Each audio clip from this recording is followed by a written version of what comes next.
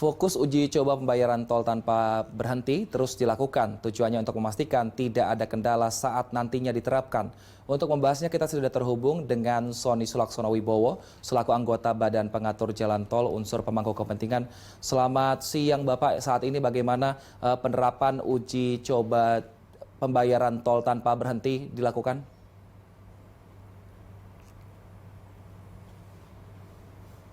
Baik, mohon maaf Bapak, audionya masih belum join. Mungkin bisa dibantu Pak Sony untuk di-unmute.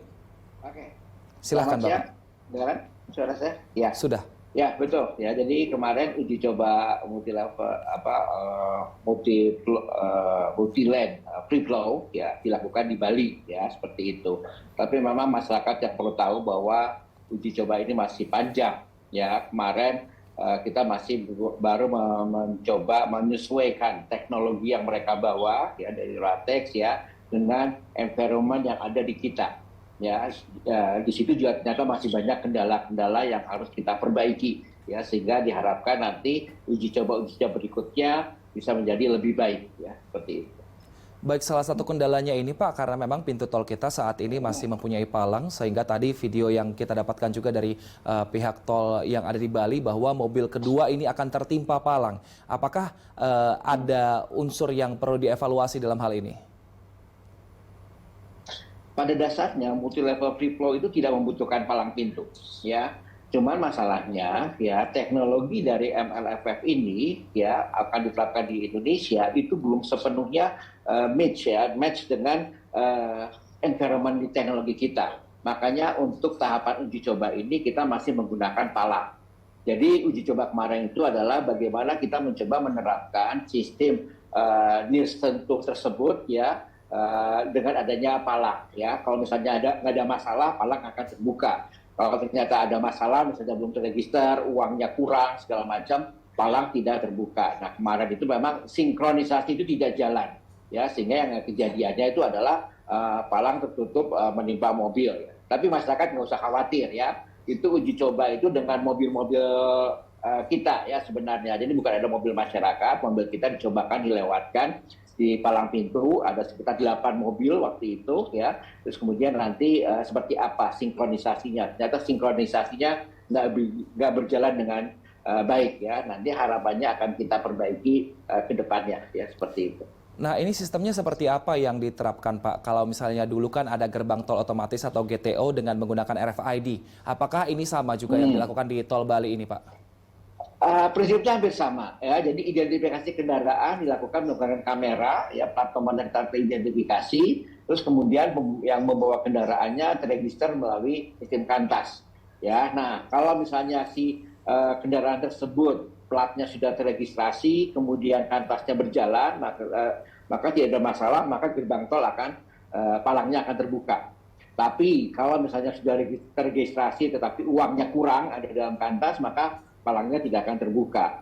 Kalau belum terregistrasi, makanya palangnya akan tertutup. Nah, di tahap uji coba ini, bagian belum registrasi, ya, dan palangnya tertutup, akan coba kasih opsi untuk tetap menggunakan tapping, ya, sehingga akan terbuka. Nah, sinkronisasi kondisi-kondisi itu, ya, itu lagi kita rapikan, ya. Karena dengan mengidentifikasi menggunakan plat nomor, ternyata juga ini tidak sederhana membaca plat nomor gitu, karena banyak plat nomor di Indonesia dimodifikasi ya, ada yang dimodifikasi mendekati seperti huruf, ada yang angka-angkanya digeser-geser, bahkan kayak plat nomor TNI atau kepolisian itu menggunakan sistem plat nomor tertentu. Nah, itu juga agak sulit untuk diidentifikasi. Nah, sinkronisasi itu perlu kita lakukan pelan-pelan. Kalau tidak salah itu ada sekitar 172 skenario ya, terkait bagaimana mobil bisa melewati palang tersebut. Nah, 172 skenario itu harus kita coba satu persatu gitu. Ya, kemarin itu hanya berhasil cuma 3 sebenarnya ya dari 172 itu. Artinya masih panjang lah untuk ke arah perbaikan sampai sinkron antara masalah data sistem yang teknologi yang mereka tawarkan dengan environment dengan sistem yang ada di kita gitu. Ya. Baik, diperkirakan untuk bisa mensinkronkan semua sistem ini dan juga semua data tadi, kapan Pak dan kapan akan bisa diterapkan? Kita punya, ya, kita punya schedule diharapkan nanti akan beres sekitar sampai Maret 2024. Nanti akan kita uji cobakan ke semua jalan pintu tol yang ada di Bali. Ya, harapannya kalau ini beres perbaikan ini, nanti semua pintu tol yang ada di Bali itu akan kita buka dengan sistem MNLF tapi masih menggunakan pala. Nah, nanti kalau sudah sukses yang di Bali, nanti kita akan coba di beberapa titik lagi di luar Bali. Ya, seperti di Jabodetabek, ya, kemudian di Jor, atau misalnya di Trans Jawa, seperti itu. Ya. Nah, nanti setelah itu baru kita coba di beberapa tol yang lain. Ya. Memang panjang, ya. Jadi kalau misalnya kita lihat dari schedule, kesiapan teknologi, environment kita, ya kemudian payung hukum segala macam, mungkin setelah tahun 2027-2028 MNLF diharapkan bisa berfungsi secara maksimal, ya, seperti itu. Baik, terima kasih Pak Sony Sulaksono Wibowo selaku anggota Badan Pengatur Jalan Tol unsur pemangku kepentingan telah bergabung bersama kami di Berita Satu Siang. Sehat selalu Bapak.